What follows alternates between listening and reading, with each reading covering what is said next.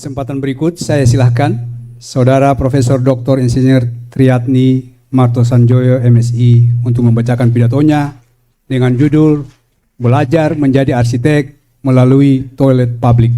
Silakan.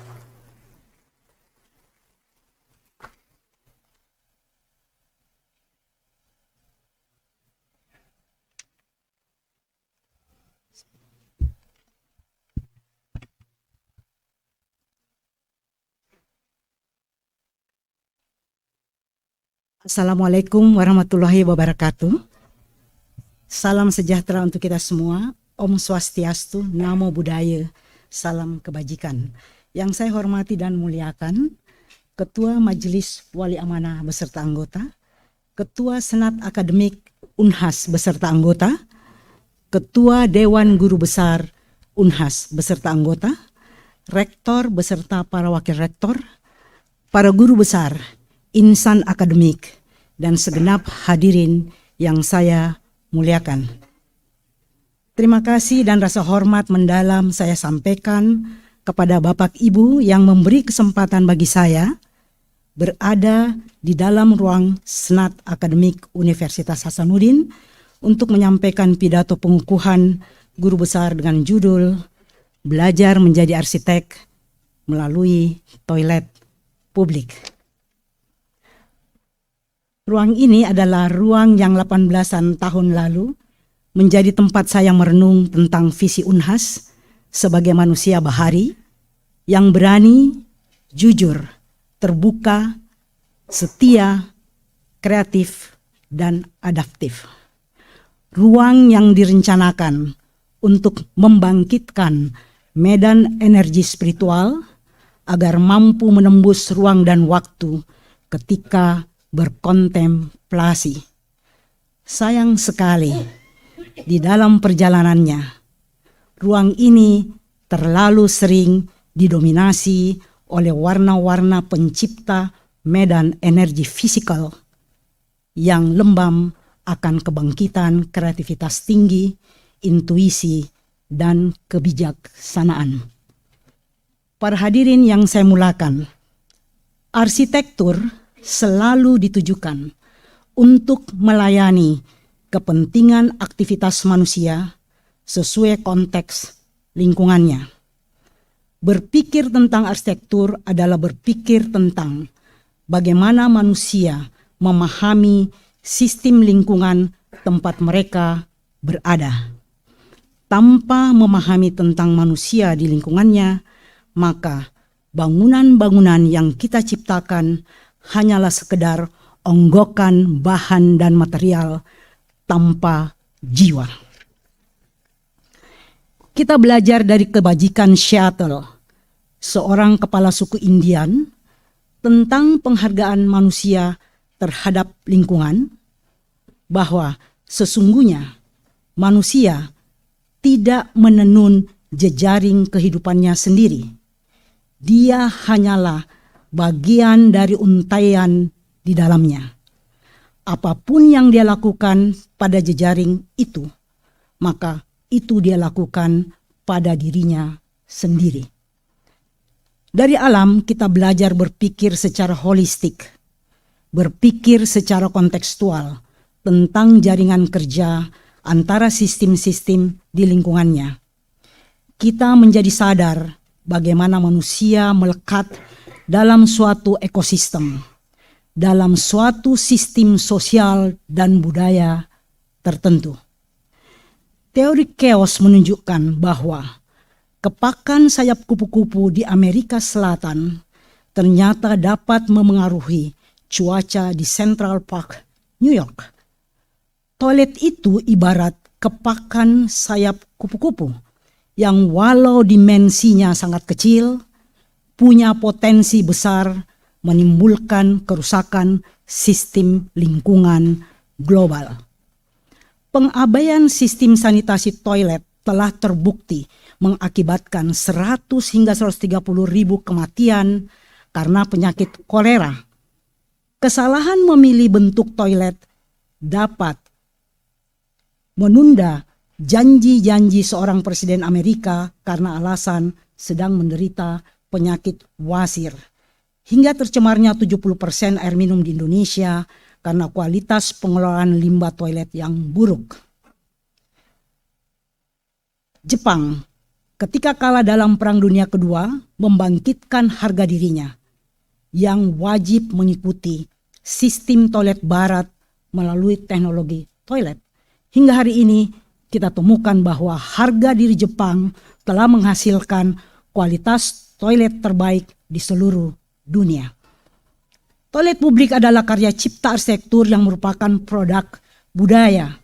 Di balik wujud visual toilet publik ada asumsi-asumsi dan nilai-nilai masyarakatnya yang tidak kasat mata yang menjadi dasar sehingga tercipta toilet publik yang hadir secara kasat mata. Pada toilet publik, asumsi-asumsi titik ekstrim melebur. Antara aroma wangi dari si kaya yang terpelajar dan bau busuk dari si miskin yang jahil. Antara kesadaran global dan kesadaran lokal. Antara ruang makro dengan ruang mikro. Antara objektivitas universal dengan subjektivitas kontekstual. Antara kesetaraan derajat manusia dengan perbedaannya. Antara apa yang dipersepsikan bersih dengan yang kotor. Antara yang suci dengan yang najis. Di toilet publik, rasa dan rasio itu menjadi satu. Riset-riset yang hadir tentang toilet selama ini selalu dikaitkan dengan kualitas pendidikan dan tingkat pendapatan dari masyarakatnya. Toilet yang buruk signifikan dengan kualitas pendidikan dari penghasilan yang rendah. Jadi, toilet buruk itu dianggap bahwa orangnya pasti miskin dan pendidikannya pasti rendah. Kemudian riset di kampus saya yang pendidikan dosennya minimal strata S2 dan institusinya pasti tidak miskin membantah pernyataan-pernyataan tersebut. Di sini toilet hadir sebagai puncak gunung es yang mewujud secara visual mewakili sistem-sistem nilai dan asumsi-asumsi budaya masyarakat kampus yang tersembunyi. Kemudian WC publik sebagai fakta objektif mampu mewakili gambaran makna world class university sebagai harapan subjektif. Toilet yang kita kenal saat ini bukanlah produk budaya Indonesia, tetapi hadir di awal tahun 1915 dalam medan pertarungan antara kepentingan global filantropi Amerika Rockefeller melawan kolonial Belanda. Faktanya, hingga 100 tahun kemudian, kita masih menyaksikan penduduk buang air di lapangan, kolam ikan, saluran irigasi, atau di pinggir pantai. Di desa-desa teladan, toilet tersedia untuk melayani kebutuhan tamu yang datang dan tidak digunakan oleh pemiliknya sendiri. Toilet adalah etalase untuk menunjukkan bahwa masyarakatnya tidak miskin. Sayangnya, toilet tidak seperti makanan atau minuman bersih yang bisa dibawa untuk kebutuhan kita di luar rumah. Kecuali diktator Kim Jong-un. Tak ada orang yang bisa membawa toiletnya kemanapun dia berada. Oleh karena itu, kesulitan akses toilet publik yang memenuhi syarat kebersihan dan kesehatan akan membuat masyarakat tidak memiliki pilihan lain untuk melepaskan limbahnya dimanapun dia berada. Sebagai ruang kesetaraan, toilet publik mempersyaratkan kesadaran bahwa fasilitas tersebut bukan berada di rumah atau tempat tinggal. Kesadaran akan kesetaraan kesadaran akan kesamaan status bahwa sesama pengguna semuanya membutuhkan toilet yang terjangkau. Tidak boleh ada fasilitas keamanan dan kenyamanan yang berbeda karena alasan status yang tidak sama. Syarat harus bisa diakses oleh semua orang, menjadikan fasilitas toilet publik bukan sebagai ruang untuk membuang hajat dan membersihkan diri semata, tetapi juga menjadi tempat pertemuan orang-orang yang asing satu sama lain. Tempat di mana tokoh-tokoh publik bertemu dengan manusia-manusia umum lainnya di dalam kesetaraan. Bila tokoh-tokoh publik menuntut fasilitas toilet private di ruang publik, maka tugas seorang arsitek untuk memberi pencerahan pada mereka tentang pentingnya kesadaran akan kesetaraan. Persepsi bersih dan kotor bagi budaya Timur bukan hanya pada persoalan keberadaan kuman, melainkan pada persoalan energi. Apa yang dimaknai sebagai suci dan tercemar. Toilet adalah sumber energi negatif yang harus dijauhkan dari sumber-sumber energi positif. Maka adalah keanehan berpikir misalnya meletakkan ruang ibadah di atas septic tank karena akan berpotensi menghancurkan energi positif dalam tempat ibadah sebagai sumber energi kesucian. Dari sebuah toilet, seorang arsitek bukan hanya berpikir bagaimana toilet tersebut direncanakan dan dibangun, tetapi juga bagaimana menggunakan dan memeliharanya. Sistem toilet yang sangat rumit mengharuskan seorang arsitek bukan hanya memikirkan bagaimana tampilan visual toilet, biasanya lewat interior yang mahal, tetapi juga memikirkannya sejak toilet tersebut direncanakan, dibangun, digunakan, dipelihara, dan atau dibangun kembali. Dari kasus pembangunan toilet kita belajar dengan jelas bahwa suatu produk arsitektur tidak dapat ditempelkan sebagai kebutuhan masyarakat hanya karena kita menginginkannya. Bahkan bila kita memberikan atau mendapatkannya sebagai hadiah seperti yang telah dilakukan oleh Rockefeller.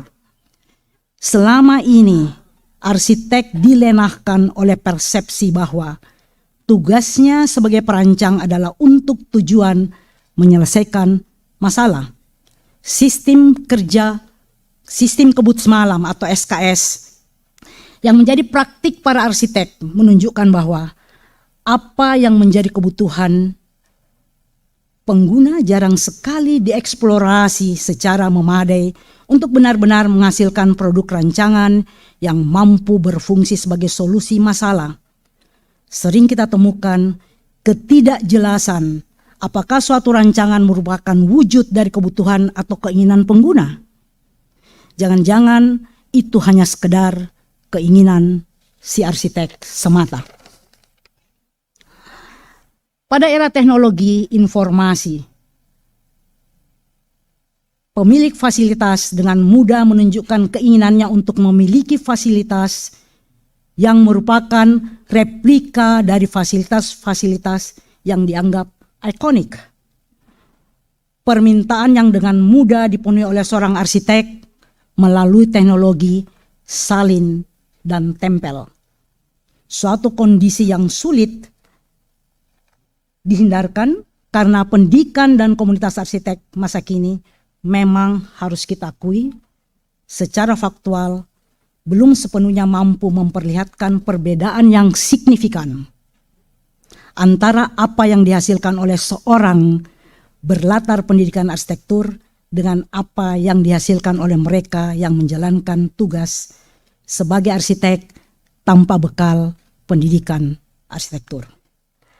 Atas dasar ini, pendidikan arsitek wajib membekali lulusan mereka untuk menyadari bahwa arsitek adalah profesi luhur yang memiliki keahlian dan kecakapan di bidang perencanaan, perancangan, dan pengelolaan lingkungan binaan. Oleh sebab itu, di dalam menjalankan tugas dan tanggung jawab profesional mereka, seorang arsitek wajib disertai integritas dan kepeloporan untuk mempersembahkan karya terbaiknya. Para hadirin mulia yang saya banggakan, dari uraian yang saya sampaikan tadi menunjukkan dengan jelas bahwa seorang arsitek yang baik wajib memiliki wawasan yang mumpuni tentang sistem-sistem yang terkait dengan bidang arsitektur. Bahwa profesi arsitektur bukanlah hanya tentang keahlian menggambar, melainkan tentang merancang sesuatu yang belum ada menjadi ada. Mengubah wujud bumi dari kondisi awal menjadi kondisi yang dipengaruhi dan mempengaruhi rancangannya. Untuk menjadi arsitek yang mumpuni diperlukan keberanian melintasi bidang ilmu. Menjadi arsitek artinya menjadi seorang polimat, seperti yang telah ditunjukkan oleh Vitruvius maupun Leonardo da Vinci. Dari sebuah ruang kecil yang bernama toilet, kita belajar bahwa ilmu arsitektur adalah ilmu yang rumit, yang tidak bersifat parsial atau linear, melainkan holistik. Berpikir tentang jejaring sistem yang saling terkoneksi satu sama lain. Keluar dari jebakan linearitas ijazah, masuk ke dalam linearitas keilmuan. Demikianlah pokok-pokok pikiran saya tentang bagaimana belajar dari ruang kecil bernama toilet publik untuk kita menjadi seorang arsitek yang mumpuni. Semoga apa yang menjadi pemikiran ini bermanfaat secara khusus bagi perkembangan pengetahuan di bidang arsitektur dan secara umum bidang-bidang yang terkait dengannya.